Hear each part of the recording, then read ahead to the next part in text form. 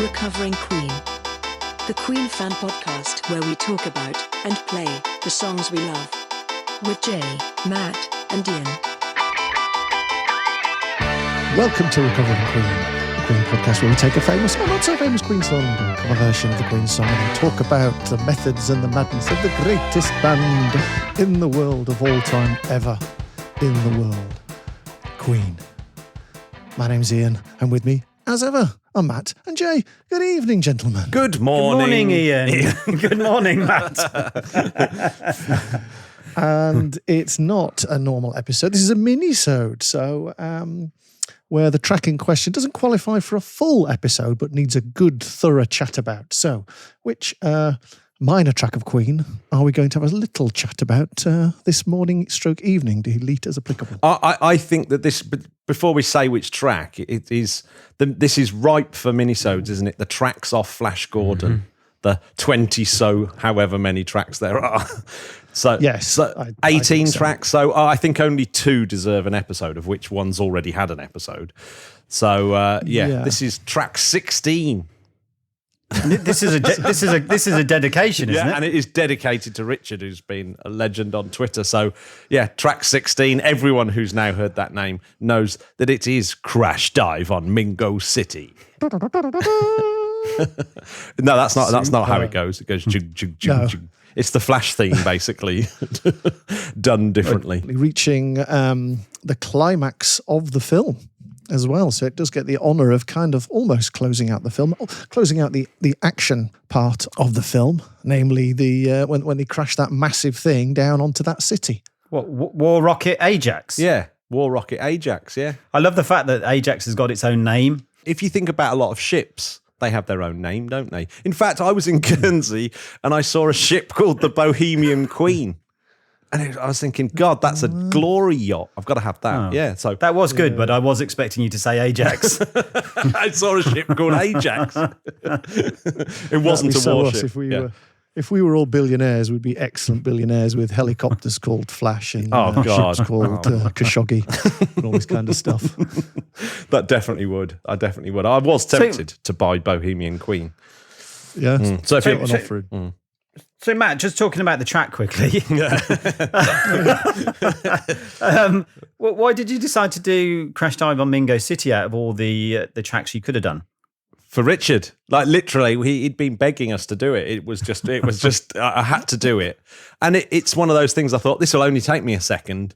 Turned out it didn't take me a second because there's quite a lot going on. There's a lot going on. Yeah, I had to find laser beam sounds, crashing sounds. Where'd you get those? That's the first thing I was going to ask you because they sounded excellent. There's 3 different places. I found some laser samples. I did my own bit of foley, where I created some laser sounds. And then I did, there's also a couple of synths that I've got that have got a preset called laser sound. So I got them from different places, yeah. Didn't they traditionally used to make laser sounds by hitting like a bit of wire? And it kind of choo, choo, choo, I think that's Star Wars, isn't it? Yeah. Is it Star Wars? The sound design. Well, and you got like these sort of long sort of pipes that you can hit. You know, like a long sort of metal cylindrical pipe hanging down. Like, can't you hit those and go boom? There's tubular bells. Sort of. I couldn't find who the sound designer was for this film because I was thinking that they have quite a bit of influence on quite a lot of the sounds that are in the soundtrack. But I couldn't find who the sound designer was. I could find, like musical directors and stuff like that, but I couldn't find the sound designer. So I don't know who did all the Foley stuff in this film.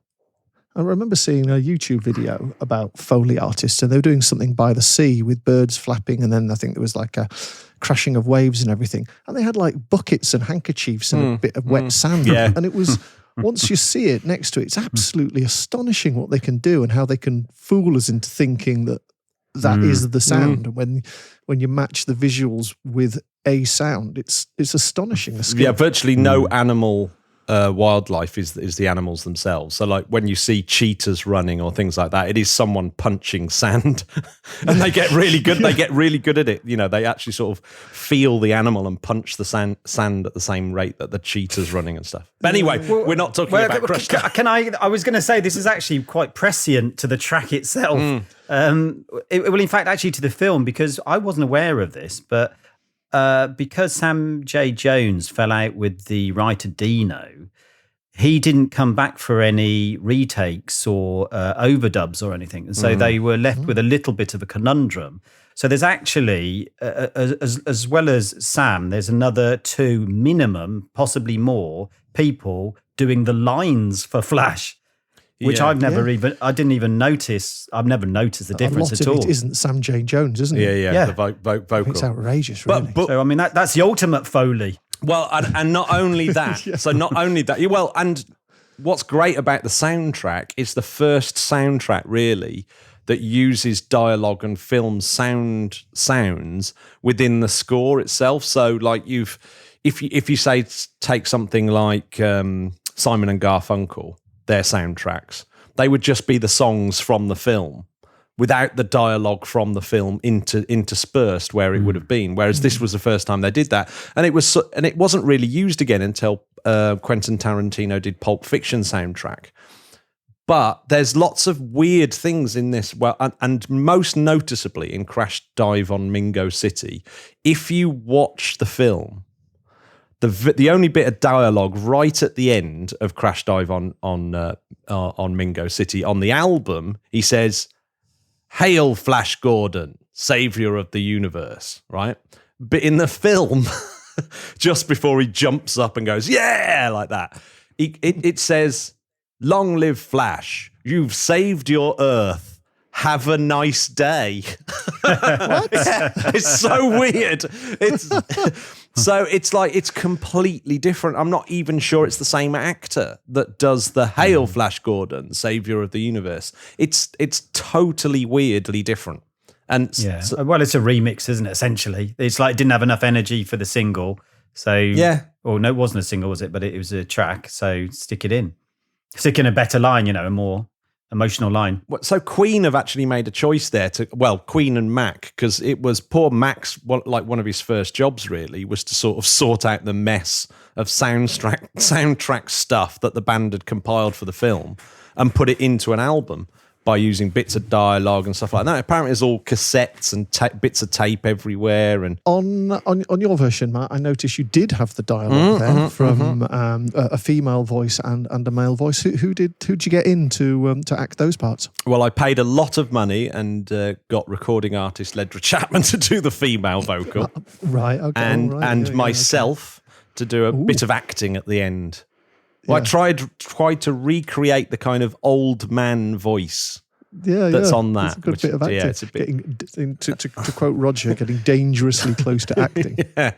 So, I mean, I do have one slight problem with this track, and maybe the bit in the film itself really, is that so Flash is coming in on Ajax, and Ming's, they're all watching him, aren't they, out the window? And Dale sort of looks up and she sort of screams "Flash" or something for about the millionth time, which is mainly what she does throughout the film, and she does it very well. But she manages to escape by walking off very slowly, whereas Ming seems to sort of like hobble around, sort of looking at it. I just can't help but think he could have saved himself from getting narwhaled. Yeah, I know. Narwhaled is exactly right, isn't it? It's one of those things where it's such a disappointing end to Ming, but there's a hint that he did it on purpose because he disappears into his ring. Sorry? No, the narwhal went through his stomach. So he disappears into his ring, which sets up the sort of trilogy of movies that Dino De Laurentiis wanted. But didn't happen. But it didn't happen because they hated Sam Jones. Yeah, do you think Queen would have signed up for the other two? Had the film has been as successful then as it was purported to be, as it predicted to be, who knows? I know the guy that played Clytus, he was gutted, wasn't he? Because he had big plans, didn't he, for it? Everyone saw the success of Harrison Ford and Mark Hamill and everyone else in Star Wars. You think, this is their version of Star Wars. With big name producers and directors and stuff. Yeah, totally. Yeah, well, George Lucas was originally sort of trying to get the rights for Flash. He was a big fan of the old Buster Crabbe version, which I actually do remember the Buster Crabbe version, which I don't know, that makes me about 100, I think. But I grew up watching that with the old black and white ones. But George Lucas was a big fan. But in the end, he couldn't get hold of the rights, and so he decided to make his own version, just Star Wars. Yeah. Well, Brian Blessed grew up with that as well, and he used to play Voltan with his brothers as a kid, and used to jump around pretending to be Voltan. And so, like when he got that role, that really was his sort of childhood dream to be Voltan. No way. Yeah, Did he make lots of pew pew noises? Yeah, pew pew. Could you imagine getting shot by Brian Blessed's virtual laser? Must have sounded amazing. Well, he keep getting into trouble, didn't he? Because he was making pew pew noises all the way through the filming because he was so overexcited. Yeah. And he was sort of like, oh, there's a time when I just had to make noises all the time, and it was just like cut. It's like when they're attacking, they're coming into attack. That's because for him, because for him it was like his childhood game of playing Flash Gordon, which is what that was his game.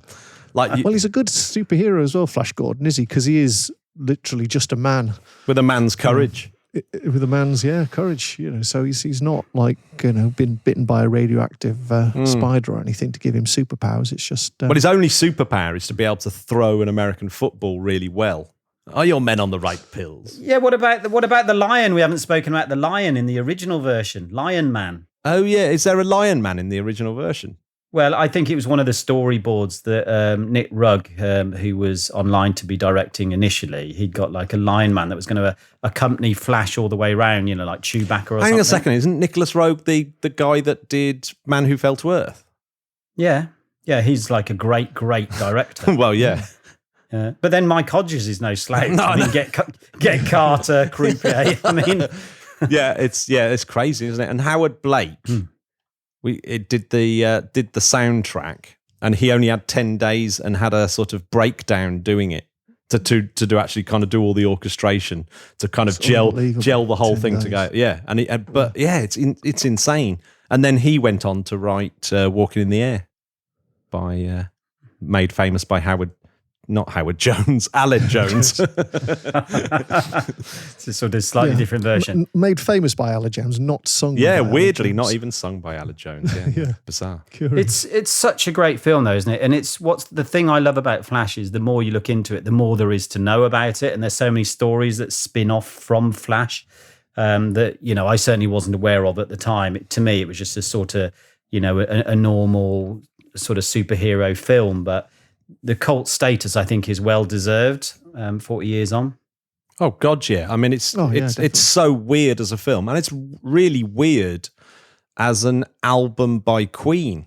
I mean, if you just think about like the era that it's released in, Queen. That is the time when Queen are the biggest band on the planet. But that's the era that Brian May talks about Queen being the biggest band on the planet, and they release a soundtrack album that's a kitsch sort of weird sci-fi movie.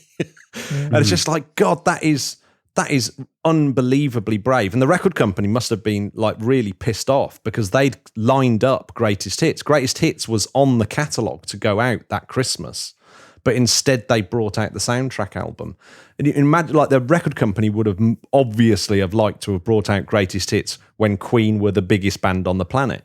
In fact, which is... Yeah, I was just going to say, I find that what's really weird is I read that Dino, the writer, actually didn't know, he hadn't actually heard of Queen. He wanted Pink Floyd. Who are the Queens? It's are you serious? Yeah, no, absolutely. I mean, imagine that world. I know. Well, I guess, were Queen pretty big in Italy? They must have been massive in Italy. Must have been. Yeah. If you're not into that thing, though, you could kind of see, maybe you should just listen to any music. The other thing I think is crazy is that the Queen had put all this music together for the film, and they'd sort of sat down and said each of them they'd come to the sessions with quite a lot of music, that knowing they're going to do a film soundtrack, but then they watched the footage and gave each other like the bit of footage that each one was going to do with a little bit of sound. So they've gone off and just recorded these little snippets of the film. And then they're sort of in the middle of the game sessions. Then Roger Taylor's recording a solo album, and they're doing a massive world tour at the time. You think, how the hell did they have time to actually finish that project off? Well, I guess that's why they didn't score the whole thing, and they had to get Howard Blake in, isn't it? Because, it's a good... I wonder how much total music there is in that film that needed scoring. It's probably 90% of it, which is about an hour and a half of music needed. Queen didn't do anywhere near that amount. No. But do you think that they would have needed someone like Howard Blake to come in anyway? It's very different, isn't it, doing an album to doing a film score? And, straight off the bat to do a film score, I would imagine it's a bit of a different discipline, isn't it? I think there must have been an embarrassing conversation. I think Brian May probably thought he could pull it off on his own, and pardon the expression, and he got to the end of the project and handed it all in and said, "There we go." Did his little shaky head thing. Everyone's like, but I can't. They didn't have the heart to tell Brian that they're going to have to get someone in to kind of join it all up with orchestration and make it all work properly. And then it's like, God, that we've left this to the last minute, and that's why Howard Blake had 10 days to do it, and literally spent the last 3 days of that 10 days awake doing the orchestration. You just can't fathom it, can you? I mean, they had something like $30 million or pounds to make this movie. It was certainly a big budget. And you think, how could it be that you leave it so late to do something so integral to the film? Yeah. But it's not like it's an uncommon story. I find it hard to equate, I suppose, lots of people doing lots of different things. Well, I know they had to clear the studio out. It's the penultimate recording in that studio, and they had to clear out because Empire Strikes Back came in to do the final session in that studio, which is like, okay. I can see what the rush is, because obviously Empire Strikes Back was a pretty important movie at that time. So it's like, I guess that's one of the reasons why they had this limited period. It's like, we've got Advision for a couple of days. we better make sure we use it. I guess it goes back to that thing of Queen never being, having a plethora of material as well. They seemed to write what they needed to write. I mean, this could have been the exception, where they had like hours and hours of stuff on the cutting room floor and tons of stuff that wasn't used for all the stuff that Howard Blake did. But as far as I'm aware, there's not much of that either. I know that this came out after the game, but really they started this project before the game. So this is really Mack's first album. And in some ways, it's the album that represents what Mack would do later to the band than the game does. So the game has got this kind of, it's rockabilly and there's not much of that kind of Mack electronic stuff going on, really. Brought in quite a lot of those synthesizer elements and things like that, which is more hinting about what Mack can do for the band than the game is. Represents a really good transition point from News the World Jazz Queen into the Mack era Queen, more than the game does.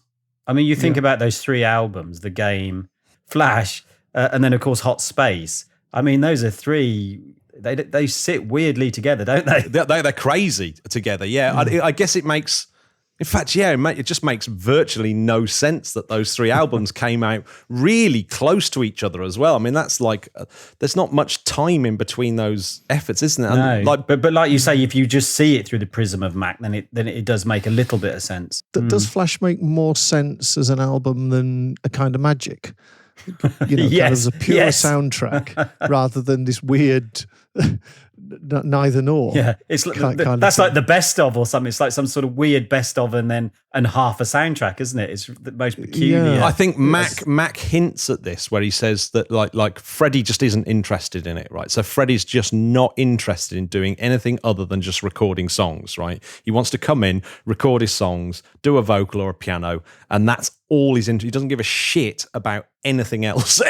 All he's giving a shit about is coming in and doing his songs or singing on other people's songs and leaving the studio to go party. He doesn't give a monkeys about soundtrack. Hated the soundtrack thing. So when it came to it, to Kind of Magic, apparently he hated it. He just thought it was, he thought he was really disappointed by how the album sounded because it was too influenced by the soundtrack. And he goes, well, we tried to do something really decent and listen to it. It's shit.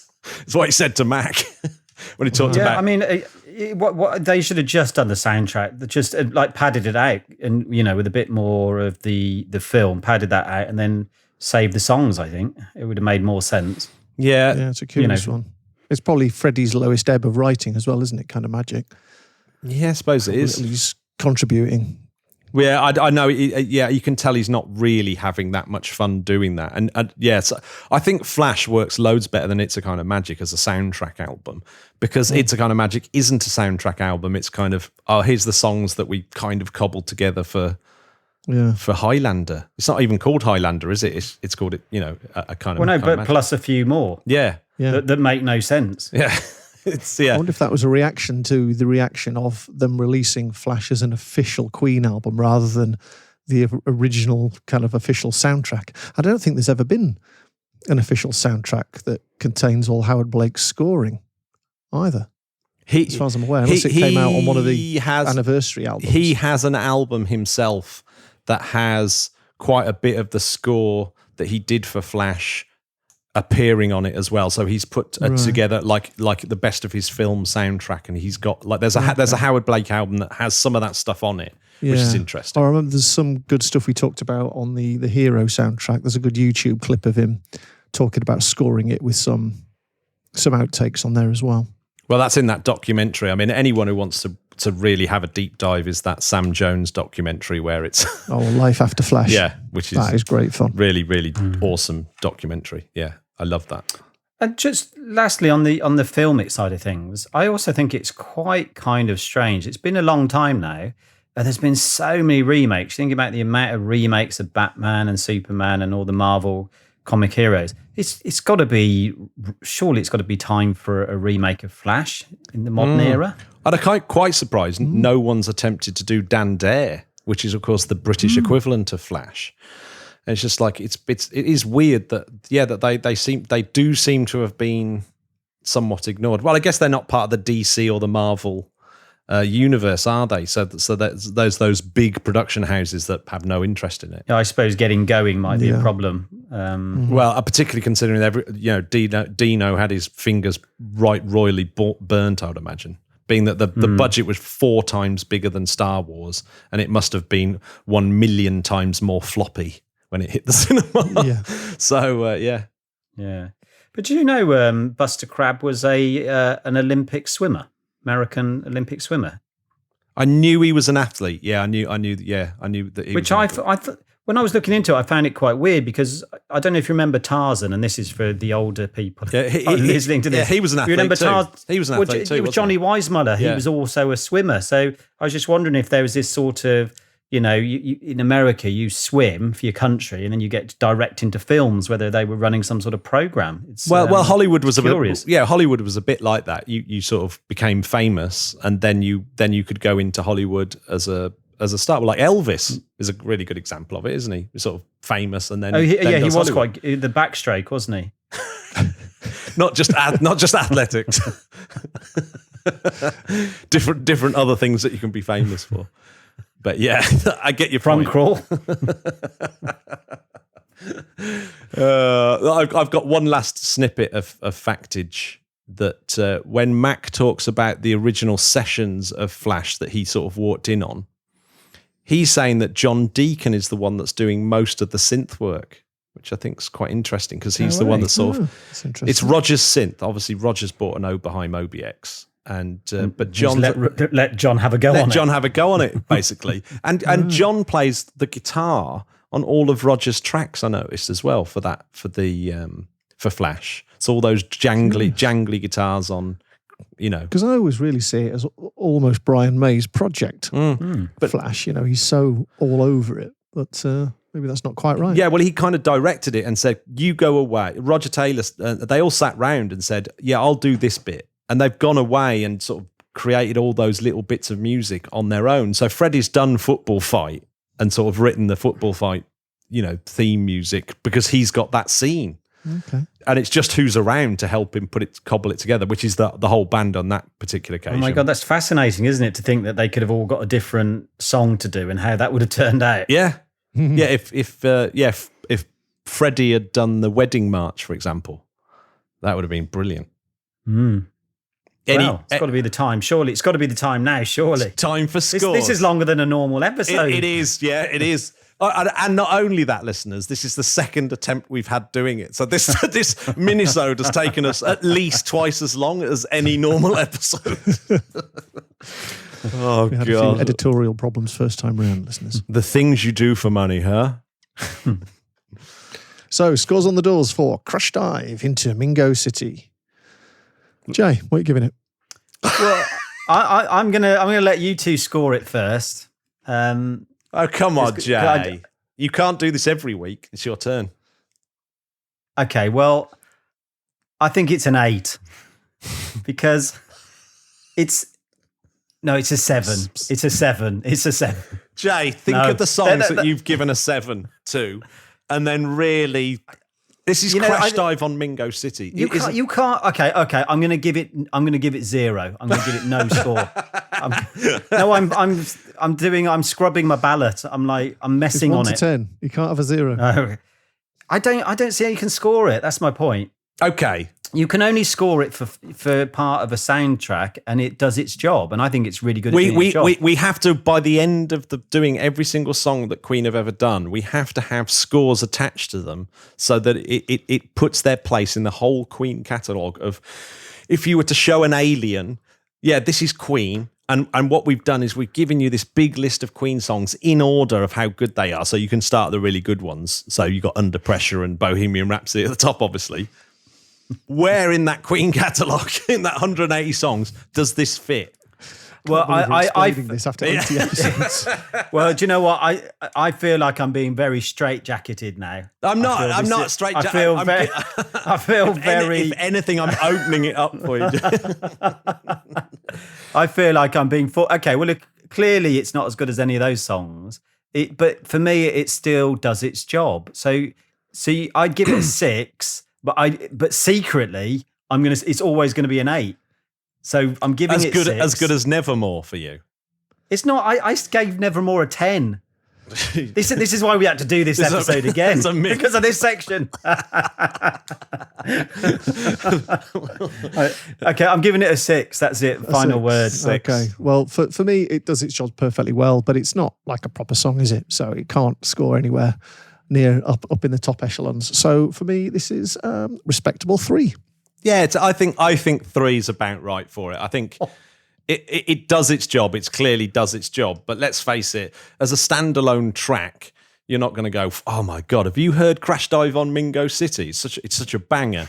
I mean, unless you're Richard, of course. Unless you're Richard, which is why we're doing this episode. But I don't know what you're going to be doing next. You're going to be like scoring that timpani sequence. Exactly. Yes, yeah, we're going to have to precisely what we're going to be doing next for a mini-sode. Yeah, we're not obviously. This is why it's a mini. That's why it's a mini-sode. That is why it's a mini-sode. Oh yeah, but it's not a track, is it? So I'm with you in. I think it's a 3. I think it's still darn good, and I love the little bit of synth that do do do do do do near the end. Yeah, it's great. You see, I think you're underrating it as well because you need something that when you come in with the hero, which is fantastic as we've discussed. I think we gave it a 9 or something overall. Mm-hmm. You need something to bring it down in a way that builds that straight back up. So I think it's doing way more than you're giving it credit for. It is just a simple, compared to some of their tracks, quite a simple slice, but it really does its job very well, I think, in the film. I agree. I think as it serves well in function, but function isn't the point of art. So that's why it gets a 3. It gets a good 3 points from its functionality. But you say that you tell that to Duchamp. On that bombshell. Well, I did do. Here it is. Matt's cover version of Crash Dive on Mingo City.